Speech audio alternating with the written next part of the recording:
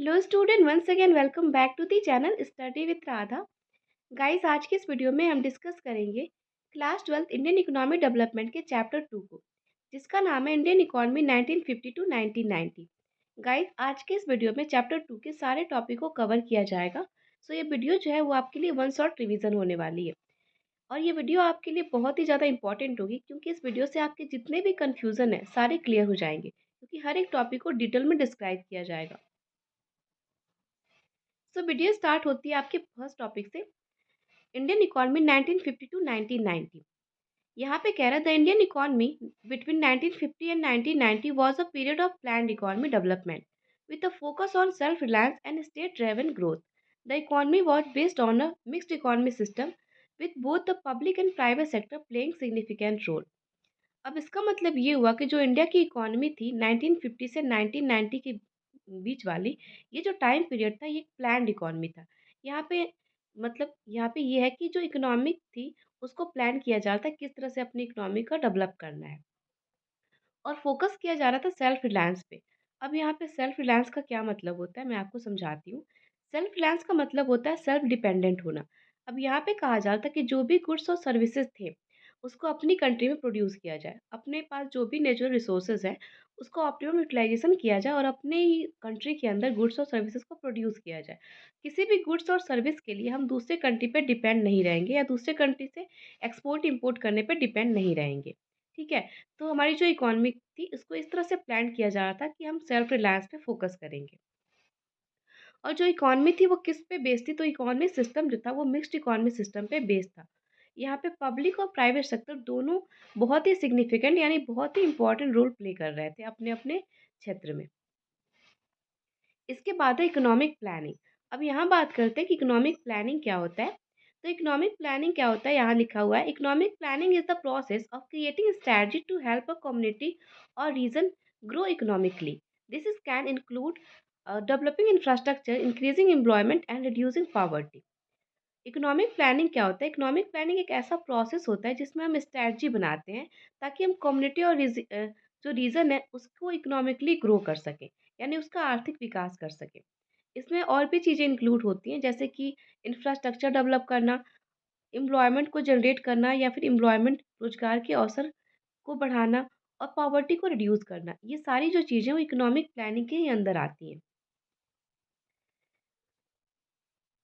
अब इसके बाद से बता रहा है टाइप्स ऑफ इकोनॉमिक सिस्टम, यानी कि इकोनॉमिक सिस्टम जो होता है वो कितने टाइप्स का होता है। तो हमारे पास इकोनॉमी के 3 सिस्टम है, कैपिटलिस्ट, सोशलिस्ट और मिक्स। इसको हम एक एक करके देखते हैं। कैपिटलिस्ट सिस्टम क्या होता है, सबसे पहले इसको जानते हैं। A capitalist system is an economic system where private entity own property and control production for profit. यानी कि जो कैपिटलिस्ट सिस्टम होता है वो इकोनॉमिक का ऐसा सिस्टम है जहाँ पे जो प्राइवेट एंटिटी होती है वो सारे प्रॉपर्टी पे उसका खुद का कंट्रोल होता है, और जितना भी उसका जो प्रोडक्शन होता है उसको प्रॉफिट मेकिंग पर्पज से होता है, यानी उसका जो प्रोडक्शन है वो प्रॉफिट कमाने के लिए होता है। आगे कह रहा है this is a system dependent on market forces, goods are produce based on demand and can be obtain only by those who have purchasing power. यानी कि यहाँ बता रहा है कि जो ये सिस्टम होता है वो मार्केट फोर्स पे डिपेंड होता है, कि मार्केट में किस चीज़ की कितनी डिमांड है उसके हिसाब से यहाँ पे प्रोडक्शन होता है। जिस भी गुड्स की और सर्विसेज की डिमांड ज़्यादा होती है उसकी प्रोडक्शन भी ज़्यादा होती है। इसके बाद से कह रहा है कि अ, इसमें परचेजिंग पावर भी देखा जाता है कि उसी प्रोडक्ट का ज़्यादा मैन्युफैक्चर होगा जिस प्रोडक्ट को परचेज करने की पावर कंज्यूमर के पास ज़्यादा होगी। यानी हम ऐसे कह सकते हैं कि जो कैपिटलिस्ट इकोनॉमिक सिस्टम होता है उसमें प्राइवेट ओनरशिप होती है। इसमें जो प्रोडक्शन प्रोसेस चलता है वो मार्केट फोर्स पर डिपेंड होता है। इसके बाद है सोशलिस्ट सिस्टम। अब सोशलिस्ट सिस्टम क्या होता है, यहाँ पे कह रहा है goods and service are provide by the government based on the needs of society and not on who can purchase them. There is strictly no private property and everything is owned by the state. अब यहाँ पे ये बता रहा है कि जो goods और सर्विसेज होते हैं वो गवर्नमेंट के द्वारा प्रोवाइड होते हैं, और गवर्नमेंट जो होती है वो प्रोडक्शन कैसे करती है, वो सोसाइटी के नीड्स और उसके वांट्स के हिसाब से गुड्स और सर्विसेज का प्रोडक्शन होता है। इसमें ये कहा गया है कि यहाँ पे जो प्राइवेट प्रॉपर्टीज है वो पूरा स्ट्रिक्टली स्टेट के द्वारा ओन किया जाता है। यानी हम कुल मिला के ये कह सकते हैं कि जो सोशलिस्ट सिस्टम होती है, इसमें गवर्नमेंट की ओनरशिप होती है। इसमें सारे एसेट, सारी प्रॉपर्टी या प्रोडक्शन प्रोसेस गवर्नमेंट के कंट्रोल में होता है। यहाँ पे सोसाइटी के वेलफेयर को ज़्यादा प्रायोरिटी दी जाती है, ना कि प्रॉफिट कमाने पे। तीसरा टाइप है आपका mixed economy. Mixed economy system क्या होता है? अ mixed economy system is a combination of market and command economy. It include both private business and government services. अब जो मिक्स्ड इकोनॉमी होती है, इसमें प्राइवेट सेक्टर और पब्लिक सेक्टर दोनों का कॉम्बिनेशन होता है, दोनों मिलके यहाँ पे काम करते हैं। यानी थोड़ा बहुत जो कंट्रोल होता है वो गवर्नमेंट का होता है, और थोड़ा बहुत जो कंट्रोल होता है वो प्राइवेट का होता है। दोनों का हाफ हाफ पार्ट यहाँ पे कंट्रोल का होता है। ठीक। तो अभी यहाँ पे मैंने बताया कि इकोनॉमी के 3 सिस्टम है आपके पास, कैपिटलिस्ट, सोशलिस्ट और मिक्स। इसको शॉर्ट में ऐसे समझ सकते हैं कि जो कैपिटलिस्ट इकोनॉमी होता है, ये इसको गवर्नमेंट के द्वारा ओन सॉरी इसको प्राइवेट इंडिविजुअल के द्वारा ओन किया जाता है। इसमें जितने भी गुड्स और सर्विसेज का प्रोडक्शन होता है वो मार्केट फोर्सेस के बेस पे होता है। और सोशलिस्ट इकोनॉमी जो होती है, ये इसमें पब्लिक सेक्टर का ओनरशिप होता है, यानी गवर्नमेंट का ओनरशिप होता है। इसमें जितने भी गुड्स और सर्विसेज का प्रोडक्शन होता है वो सोसाइटी के नीड्स और उसके वांट के हिसाब से होता है। इसका जो मेन मोटिव होता है सोशलिस्ट का, वो प्रॉफिट कमाना नहीं होता, ये सोसाइटी का वेलफेयर करना होता है। और जबकि कैपिटलिस्ट का जो मेन मोटिव होता है वो प्रॉफिट अर्न करना होता है। और यहीं पे अगर बात करें मिक्स्ड इकोनॉमी की, तो मिक्स्ड इकोनॉमी एक ऐसा सिस्टम है जिसमें capitalist as well as socialist दोनों के फीचर्स इन्वॉल्व होते हैं। इसके बाद नेक्स्ट टॉपिक है आपका प्लानिंग कमीशन। प्लानिंग कमीशन क्या होता है, इसके बारे में जानते हैं। तो यहाँ पे कह रहा है the planning commission was a institution in the government of India which formulate India's 5 year plan. यानी कि जो प्लानिंग कमीशन होता है वो एक संस्था है इंडिया इंडिया की गवर्नमेंट का, जिसमें इंडिया के लिए 5 ईयर प्लान बनाए गए थे। अब इसको स्टार्ट कब किया गया था? तो in 1950 the planning commission was set up with the prime minister as its chairperson. ये 1950 में इसको सेटअप किया गया था और प्राइम मिनिस्टर जो थे वो इसके चेयरपर्सन थे। और उस टाइम पे प्राइम मिनिस्टर कौन थे जब इसको सेटअप किया गया था? तो उस टाइम पे इंडिया के प्राइम मिनिस्टर जो थे वो पंडित जवाहरलाल नेहरू थे।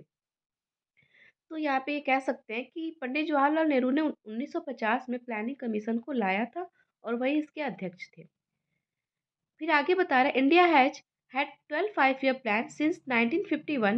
The Planning Commission and the Niti Aayog were responsible for developing, executing and monitoring these plans.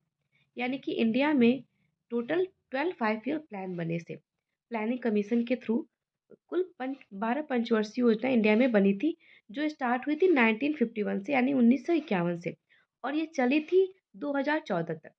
और जो प्लानिंग कमीशन और नीति आयोग है, ये दोनों ही रिस्पॉन्सिबल होते हैं कंट्री के डेवलपमेंट प्रोसेस को एग्जीक्यूट करने में, इसको मॉनिटर करने में और प्लान सेट करने में। अब यहाँ पे दो चीज़ और बता दी प्लानिंग कमीशन में ही नीति आयोग।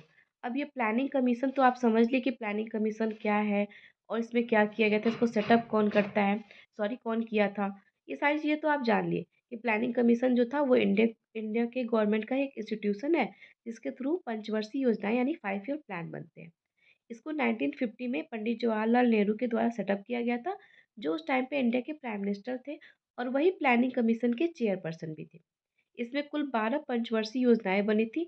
इसका स्टार्ट किया गया था 1951 से और ये चला कब तक? 2014 तक। अब ये जो प्लानिंग कमीशन था, इसी को 2014 में जब हमारे प्राइम मिनिस्टर नरेंद्र मोदी आए, तो इन्होंने इसको मॉडिफाई कर दिया और प्लानिंग कमीशन का नाम रख दिया नीति आयोग। ठीक है।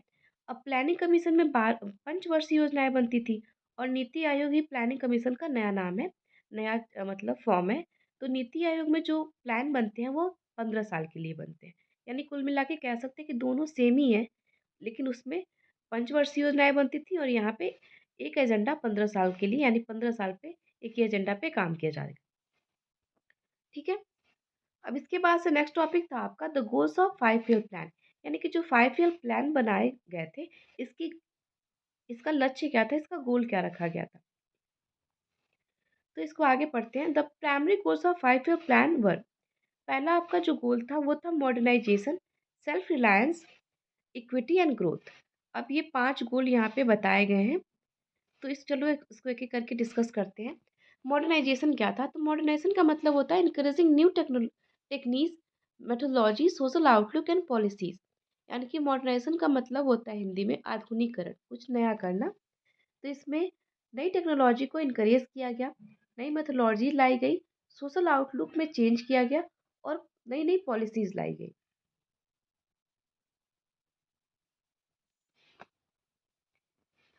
इसके बाद है सेल्फ रिलायंस। तो सेल्फ रिलायंस का मतलब मैंने बताया था कि इसमें हम क्या करते हैं, अपने आप पे सेल्फ डिपेंडेंट हो जाते हैं। तो इसमें कह रहा है avoiding imports of goods that could be produce in India itself, optimal utilization of nations own resources, encouraging indigenous industries. यानी कि इसमें बता रहे सेल्फ रिलायंस में कि हम इंपोर्ट को अवॉइड करेंगे, जितने भी गुड्स और सर्विसेज होंगे उसका प्रोडक्शन इंडिया खुद खुद में करेगा, अपनी कंट्री में करेगा। ठीक है, अपने नेचुरल रिसोर्सेज के या नेशन रिसोर्सेज का यूज़ करके इंडिया अपने वहाँ गुड्स और सर्विस को प्रोड्यूस करेगा। वो किसी भी गुड्स और सर्विस के लिए इम्पोर्ट पर डिपेंड नहीं रहेगा। ठीक है, उसके बाद से आपका इक्विटी। इक्विटी का मतलब होता है समता यानी कि इक्वालिटी। यहाँ पे बता रहा है कि encouraging policies revolving around providing foods, a decent houses, education and health care so that the inequality in the distribution of wealth could be reduce. यानी कि इक्विटी में कहा गया था कि जो पॉलिसीज हैं उनको इनकरेज किया जाएगा, जिस ताकि सबको इक्वल फूड प्रोवाइड हो सके, हेल्थ फैसिलिटीज मिल सके, सबको मेडिकल केयर मिल सके, सबको एजुकेशन मिल सके, किसी भी तरह का जो वेल्थ के डिस्ट्रीब्यूशन में किसी तरह का जो इनक्वालिटी है उसको नहीं किया जाएगा। इनक्वालिटी को यानी कि असमानता को रिड्यूस किया जाएगा। नेक्स्ट गोल था ग्रोथ। ग्रोथ में क्या कहा गया था, aiming to increase the countries capacity to produce the output of goods and services within the country by either stimulating a larger stock of productive capital और larger size of supporting services structure। यानी sorry growth का मतलब होता है विकास करना। इसमें हमने क्या एम रखा था कि कंट्री की जो कैपेसिटी है गुड्स और सर्विसेज को प्रोड्यूस करने की उसको बढ़ाना है। ठीक है, ताकि बहुत ज़्यादा मात्रा में स्टॉक, प्रोडक्टिव स्टॉक हमारे वहाँ हो सके, और बहुत ज़्यादा मात्रा में सर्विसेज को सपोर्ट किया गया था ताकि हमारी कंट्री का विकास हो सके। अब यहाँ पे मॉडर्नाइजेशन को थोड़ा डिटेल में डिस्क्राइब किया है। Modernization does not refers only the use of new technology but also the change in the social outlook. The government wanted to increase the production of goods and services. यानी modernization का मतलब सिर्फ नई technology को लाना नहीं होता है। इसका मतलब होता है कि सोसाइटी के आउटलुक को चेंज कर देना, मतलब सोसाइटी की जो रूपरेखा उसको बदल देना। और गवर्नमेंट क्या चाहती है, गवर्नमेंट चाहती है कि जो नए नए टेक्नोलॉजी का यूज़ करके प्रोडक्शन को बढ़ाना, ताकि जितने भी गुड्स और सर्विसेज प्रोड्यूस हो रहे हैं उसको बढ़ाना, उसको इंक्रीज करना। नेक्स्ट टॉपिक है आपका एग्रीकल्चर। तो यहाँ पे बात करेंगे कि 1950 से लेकर 1990 के बीच का जो टाइम पीरियड था उसमें इंडिया का एग्रीकल्चर कैसा था। ठीक है, तो यहाँ बता रहा है at the time of independence the low productivity of the agriculture sector force India to import food from the USA. यानी कि इंडिपेंडेंस के टाइम में जो इंडिया का एग्रीकल्चर था, इसमें जो प्रोडक्टिविटी थी वो बहुत ही ज़्यादा लो थी। इसकी वजह से क्या हुआ था कि इंडिया को यूएसए से फूड इंपोर्ट करने के लिए मजबूर होना पड़ा। यानी कि जब हमारे वहाँ इंडिपेंडेंस के टाइम में एग्रीकल्चर इतनी ख़राब थी कि वहाँ प्रोडक्टिविटी ही कम हो गई थी, किसी भी चीज़ का प्रोडक्शन अच्छे से होता ही नहीं था। ठीक है, तो इसके लिए हम फूड ग्रेन को इम्पोर्ट करते थे यूएसए से।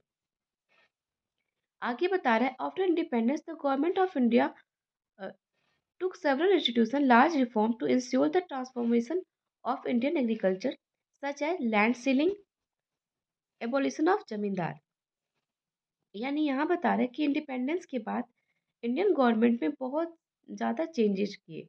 उसने बहुत ज़्यादा सेवरल इंस्टीट्यूशन को लाया ताकि वो एग्रीकल्चर में नया ट्रांसफॉर्मेशन कर सके, एग्रीकल्चर सेक्टर में चेंज कर सके। इसके लिए इन्होंने बहुत सारे रिफॉर्म भी किए थे, जिसमें से पहला था आपका लैंड सीलिंग। अब लैंड सीलिंग का क्या मतलब है, तो यहाँ पे बता रहा है land ceiling this means fixing the maximum size of land which could be owned by an individual.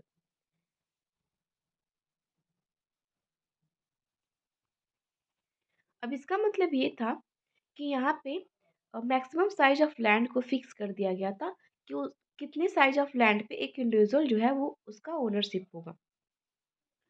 आगे बता रहे the purpose of land ceiling was to reduce the concentration of land ownership in a few hand.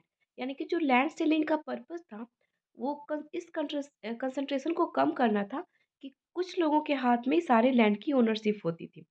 इस concentration को reduce करना था। इसी को लिए लैंड सीलिंग लाया गया था कि मैक्सिमम साइज ऑफ लैंड को हम इंडिविजुअल में बांट देंगे। इसके बाद से सेकंड रिफॉर्म था abolition abolition of the zamindari system. उस टाइम पे जो जमींदारी प्रथा चलती थी उसको एबॉलिश करना। तो ये इसमें बता रहा है it focus on the elimination of farmers exploitation and promotion of agriculture growth. यानी कि यहाँ पे क्या था कि जमींदारी सिस्टम में जमींदारों को हटा देना, ताकि जो फार्मर को जितने लोग एक्सप्लॉयट कर रहे थे उनको हटा देना और एग्रीकल्चर में ग्रोथ लाना। आगे इसमें कह रहा है step were taken to abolish intermediary and to make the tillers and owners of land. यानी कि जो बीच के इंटरमीडिएटरीज थे, यानी कि ऐसा होता था कि लैंड का जो रियल ओनर था उसको उससे लैंड छीन के जमींदारों को दे दिया जाता था। तो ये जमींदार जो थे वो गवर्नमेंट और रियल ओनर के बीच के मीडिएटर थे। तो यहाँ पे स्टेप लिया गया कि मीडिएटरीज को हटा दिया जाएगा और जो डीलर्स हैं वो जो कि रियल ओनर होते थे लैंड के उनको उनका लैंड वापस कर दिया जाएगा और उनको रियल ओनर बना दिया जाएगा उस लैंड का। ठीक है। अब इसके बाद टॉपिक है आपका ड्रॉबैक्स या challenges of land reform. Land reform जो हुआ था उसके ड्रॉबैक्स क्या थे या उसकी चुनौतियाँ क्या थी। तो इसमें बता रहा है इस some areas of farmers zamindar continue to own large areas of land by making use of some loopholes in the legislation. यानी कि कुछ एरिया में जो फार्मर और जमींदार थे उन्होंने क्या किया कि उन्होंने बहुत ज़्यादा लैंड के एरिया को कवर किया था, क्योंकि इसका रीज़न ये था कि जो लेजिस्लेशन था इसमें बहुत सारे लूप होल्स थे, बहुत सारा करप्शन था। आगे कह रहा है there were cases where tenants were evicted and the landlords claim to be self cultivators, the actual dealers claiming ownership of the land। यानी कि यहाँ पे जो केस था, यहाँ पे जो टेनेंट थे वो एक तरह से एविक्टेड हो गए थे लैंड ओनर्स के। उन्होंने अपने लैंड के लिए क्लेम करना स्टार्ट किया, जो कि वो रियल कल्टीवेटर होते थे, उनकी ये लैंड होती थी। तो अपने लैंड को वापस पाने के लिए उन्होंने क्या कर दिया, क्लेम करना शुरू कर दिया। आगे कह रहा है even when the tillers got ownership of land the poorest of the agriculture labourers such as sharecroppers and landless labourers did not benefit from the land reform. अब यहाँ पे ये तो हुआ कि ये जो लैंड रिफॉर्म था इसमें जो टिलर्स थे या जो टेनेंट्स थे उन्होंने अपने लैंड के लिए क्लेम किया, तो उनको उनकी लैंड तो वापस मिल गई और वो एग्रीकल्चर करना स्टार्ट कर दिए। लेकिन इस लैंड रिफॉर्म में जो पुअर सेक्शन थी सोसाइटी की, जो एग्रीकल्चर लेबरर थे या जो शेयर क्रॉपर्स थे या जो भूमिहीन किसान थे, उनको तो इस लैंड रिफॉर्म से कोई फ़ायदा नहीं हुआ। तो ये ड्रॉबैक हो गया आपके लैंड रिफॉर्म का, कि लैंड रिफॉर्म का।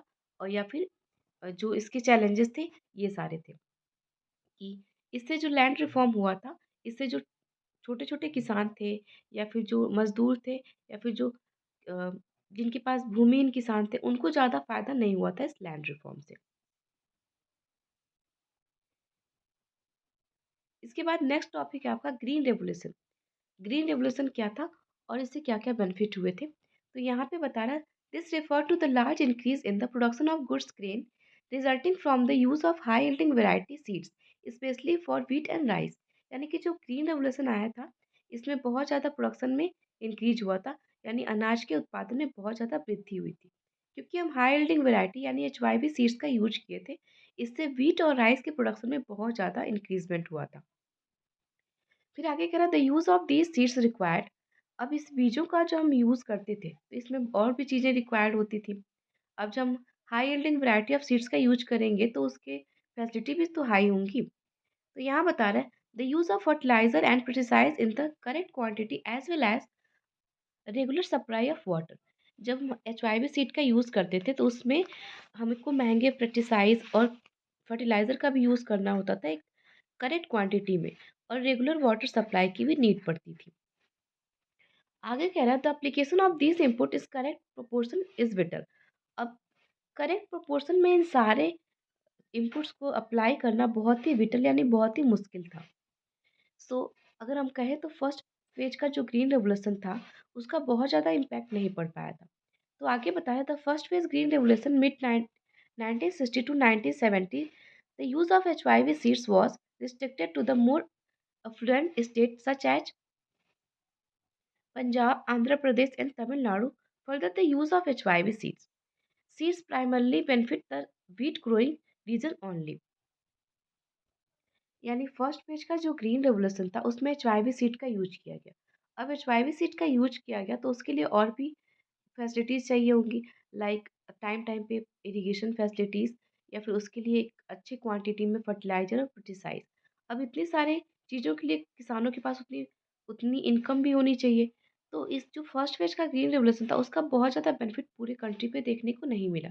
सिर्फ़ कुछ स्टेट में ही इसका बेनिफिट देखने को मिला था, वो भी जिसमें फूड और सॉरी व्हीट और राइस का प्रोडक्शन ज़्यादा होता था। लाइक पंजाब, आंध्रा और तमिलनाडु में इसका रिज़ल्ट देखने को मिला था। इसके बाद से सेकंड फेज का जो ग्रीन रेवोल्यूशन आया, वो पूरे कंट्री पे इसका इम्पैक्ट देखने को मिला था। तो यहाँ बता रहा है second phase of green revolution mid 1970 to 1980 the HYV technology spread a longer number of state and benefited more variety of crops. यानी कि जो सेकंड फेज का ग्रीन रेवोल्यूशन था जिसमें एचवाईवी सीड्स आए थे, ये पूरे कंट्री में फैला था और बहुत सारे स्टेट ने इसका बेनिफिट उठाया था अलग अलग क्रॉप्स को उगाने में। अब नेक्स्ट टॉपिक है आपका impact of green revolution. Green revolution का क्या प्रभाव रहा? तो यहाँ पे बता रहा था spread of green revolution technology enable India to achieve self sufficiency in food grains. यानी कि ग्रीन रेवोल्यूशन के स्प्रेड होने से यानी उसके फैलने से टेक्नोलॉजी इंडिया में इनेबल हो गई और हम इसी टेक्नोलॉजी का यूज करके फूड ग्रेन में सेल्फ सफिशिएंट हो गए। यानी हमारे पास पर्याप्त मात्रा में फूड ग्रेन अनाज का भंडार रहने लगा। फिर कह रहा है India no longer had to be the mercy of America or any other nation for meeting its food requirement. अब जो इंडिया है वो बहुत लंबे समय तक अमेरिका या किसी और देश पे अ, अनाज के रिक्वायरमेंट के लिए डिपेंड नहीं रहा, क्योंकि इसके पास खुद में इतना अनाज हो जाता था कि वो सेल्फ डिपेंडेंट हो गया था। आगे कह रहा था green revolution enable the government to produce a sufficient amount of food grain to build a stock that could be used to time of food storage, food shortage. Market surplus. The proportion of agriculture produced with the sold of market by the farmers is called market surplus. मतलब यहाँ पे ये बता रहा है कि जब green revolution enable हुआ था तो उस टाइम गवर्नमेंट ने जो था फूड इतने ज़्यादा अमाउंट में फूड ग्रेन को प्रोक्योर करके रखा था कि उसके स्टॉक में बहुत ज़्यादा फूड ग्रेन हो जाए, जिससे कि अगर फूड की शॉर्टेज हो कंट्री में तो उस टाइम पे वो कंट्री की कंडीशन में सुधार कर सके, कंट्री की हेल्प कर सके। इसके बाद पूछ रहा है कि मार्केट सरप्लस क्या है? तो यहाँ पे बता रहा है the proportion of agriculture produce which sold in the market by the farmers is called market surplus. यानी कि एग्रीकल्चर प्रोड्यूस का वो प्रोपोर्शन, वो अनुपात जो फार्मर के द्वारा मार्केट में बेचा जाता है, उसी को हम मार्केट सरप्लस कहते हैं।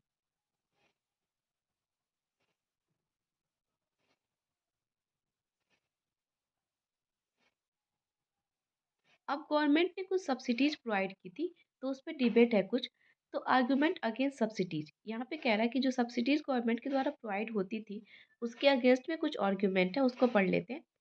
तो यहाँ पे बता रहा है subsidies were needed to encourage farmer to test the new technology. Some economists believe that once the technology is found profitable and widely adopted, subsidies should be phased out since their purpose has been served. यानी subsidy वो होती थी जिससे subsidy इसलिए दिया जाता था जिससे कि जो फार्मर्स हैं उनको नई टेक्नोलॉजी का टेस्ट करने के लिए उनको इनकरेज किया जा सके। ठीक है, लेकिन कुछ इकोनॉमिस्ट इस बात पे विश्वास करते थे कि टेक्नोलॉजी जो यूज़ की जाएगी अगर उसमें प्रॉफिट होगा, अगर उसे माना जाता है कि टेक्नोलॉजी का यूज़ करना प्रॉफिटेबल है, तो सब्सिडीज़ को उस टाइम पे उसको हटा दिया जाएगा।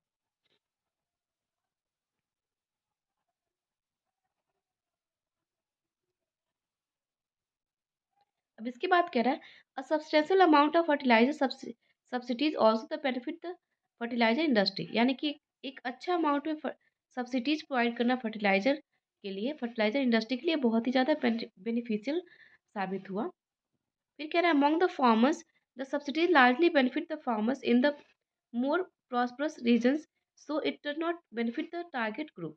यानी कि जो सब्सिडीज प्रोवाइड की जाती थी इससे बहुत ज़्यादा प्रॉस्परस रीजन के फार्मर्स इसका लाभ उठा पाते थे, लेकिन टारगेटेड ग्रुप के लोग इसका फ़ायदा नहीं उठा पाते थे।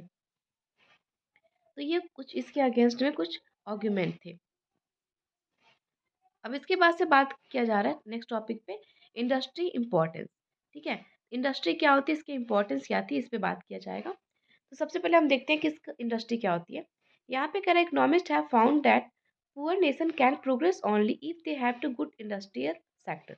यानी कि इकोनॉमिस्ट का ये मानना था कि जितने भी गरीब देश हैं वो तभी प्रोग्रेस कर पा रहे हैं जब उनके पास एक इंडस्ट्रियल सेक्टर है या उनके पास एक अच्छी इंडस्ट्री है। ठीक है, तो आगे कह रहा है the industry provides employment that is more stable than employment in agriculture. It promotes modernization and overall prosperity. यानी इनका मानना ये था कि इंडस्ट्री जो है वो बहुत ज़्यादा रोजगार क्रिएट करती है और ये रोजगार देती है, एग्रीकल्चर से ज़्यादा रोजगार देती है। ठीक है, स्टेबल एम्प्लॉयमेंट देती है। फिर आगे इसी में बता रहा है कि ये मॉडर्नाइजेशन मतलब पूरे ऑल ओवर प्रॉस्पर्टी, आधुनिकरण के साथ ये प्रॉस्पर्टी को प्रमोट करती है। ठीक है, तो ये था आपके इंडस्ट्री के बारे में। अब इसके बाद से इंडस्ट्री को सेटअप किया गया और इंडस्ट्री को के लिए नई नई पॉलिसी लाई गई। तो यहाँ पे एक टॉपिक है आपका इंडस्ट्रियल पॉलिसी रेजुलेशन एक्ट। ठीक है, जिसको हम आईपीआर कहते हैं शॉर्ट में। और आईपीआर आया था आपका 1956 में। अब ये आईपीआर था क्या और क्या इसके बेनिफिट्स थे, आइए इसको पढ़ लेते हैं। तो यहाँ पे बता रहा है IPR 1956 form the basis of second 5 year plan, the plan which try to build the basis for the socialist pattern of the society. यानी जो आईपीआर था, जो आईपीआर 1956 बनाया गया था, ये सेकेंड 5 year प्लान के थ्रू बनाया गया था। इसी के बाद ही आया था और इसने क्या किया था, इसने सोसाइटी के पैटर्न को ही चेंज कर दिया। फिर आगे कह रहा है this resolution classified industry into 3 category. अब ये जो आईपीआर एक्ट आया था, आईपीआर जो आया था 1956 में, इसने इंडस्ट्री को 3 पार्ट में क्लासिफाई कर दिया, 3 कैटेगरी में क्लासिफाई कर दिया। ठीक है, यहाँ पे फर्स्ट कैटेगरी के बारे में बता रहे हैं। The first category comprise industry that would be exclusively owned by the government. यानी जो फर्स्ट कैटेगरी थी इसमें कहा गया कि इसमें ऐसी इंडस्ट्रीज रहेंगी जिसको टोटली गवर्नमेंट के द्वारा ओन किया जाएगा। सेकेंड था the second category consist of industry in which the private sector could supplement. और जो सेकेंड कैटेगरी थी इसमें सारी इंडस्ट्री ऐसी इंडस्ट्री होंगी जिसको प्राइवेट सेक्टर का सप्लीमेंट बनाया जाएगा। ठीक है, फिर क्या था efforts of public sector with the government taking the sole responsibility for starting new units. इसमें क्या होगा कि जो भी कोई अपना खुद का यूनिट बनाना चाहेगा इसको गवर्नमेंट क्या करेगी, सपोर्ट करेगी। फिर क्या था third category consist of the remaining industry which were to be private sector. यानी कि जो पहली इंडस्ट्रीज होगी फर्स्ट स्टेप की, इसमें सारी इंडस्ट्री को पूरी तरीके से गवर्नमेंट ओन करेगा। जो सेकेंड कैटेगरी होगा इसमें गवर्नमेंट और प्राइवेट दोनों मिलके करेंगे। ठीक है, और जो थर्ड कैटेगरी होगा वो पूरी तरीके से क्या होगा, प्राइवेट सेक्टर इसको ओन करेगा। तो ये था आपका आईपीआर। आईपीआर जो आया था वो 1956 में आया था। इसने क्या किया, तीन इंडस्ट्रीज को 3 कैटेगरी में बांट दिया था, फर्स्ट सेकेंड और थर्ड। अब उसके बाद से लाइसेंसिंग सिस्टम। लाइसेंसिंग सिस्टम क्या होता है इसको पढ़ लेते हैं। यहाँ पे कह रहा है no new industry was allowed unless a licence was opted from the government. यानी कि कोई भी नई इंडस्ट्री अलाउ नहीं की जा रही थी बिना गवर्नमेंट से लाइसेंस लिए। यानी कोई भी इंडस्ट्री नई अगर सेटअप होना चाहती तो उसको गवर्नमेंट से लाइसेंस लेने की रिक्वायरमेंट है।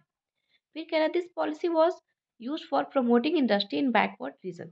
ये जो पॉलिसी थी इसके किस लिए लाई गई थी लाइसेंसिंग पॉलिसी, तो इसका पर्पस था कि बैकवर्ड रीजन में लोग अपने इंडस्ट्री को सेटअप कर सके, उसको प्रमोट करने के लिए लाया गया था। आगे कह रहा it was easier to obtain a licence if he in the if the industries unit was established in an economically backward area. यानी कि अगर कोई इंडस्ट्री इजीली लाइसेंस प्राप्त करना चाहती है तो उसको बैकवर्ड एरिया में अपनी इंडस्ट्री को एस्टाब्लिश करना होगा। ठीक है, अगर कोई भी इंडस्ट्री बैकवर्ड एरिया में जाके अपनी इंडस्ट्री को सेटअप करती थी तो उसको बहुत ही इजीली लाइसेंस मिल जाता था। ठीक है, आगे कह रहा है in addition such units were given certain concession such as tax benefit and electricity at the lower tariff. यानी कि कुछ और भी इसमें ऐड किया गया था कि ऐसा कहा गया था गवर्नमेंट के द्वारा कि अगर कोई इंडस्ट्री जो है वो बैकवर्ड रीजन में जाके अपने बिजनेस को करती है तो उसको लाइसेंस इजली प्रोवाइड किया जाएगा और उसके साथ साथ क्या किया जाएगा, उसको कुछ एग्जाम्पशन भी मिलेगा, जैसे कि टैक्स में बेनिफिट मिलेगा, इलेक्ट्रिसिटी सप्लाई में उसको फ़ायदा मिलेगा, यानी कि फ्री फ्री इलेक्ट्रिक सप्लाई भी मिल सकता है। उसका जो टैरिफ चार्ज है वो बहुत ही लोअर होंगे, यानी बहुत ही कम होंगे। तो ये थे हमारे आज के सारे टॉपिक। आई होप आपको सारे क्वेश्चन सारे टॉपिक क्लियर हुए होंगे। मिलते हैं नेक्स्ट वीडियो में कुछ और इम्पोर्टेंट टॉपिक के साथ। Thank you. Have a good day.